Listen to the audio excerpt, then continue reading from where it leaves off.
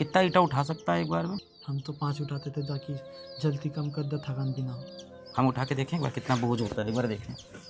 दिखाओ। जी सर। और ये बाप रे, है यार बोझ तो काफ़ी है। और ये कितनी देर तक करना पड़ता है?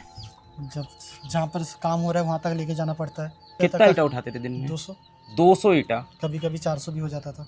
400 ईटा, यानी 80 बार ये काम। एक बार नहीं उठ रहा है यार मेरे से, 80 बार कैसे उठेगा ये?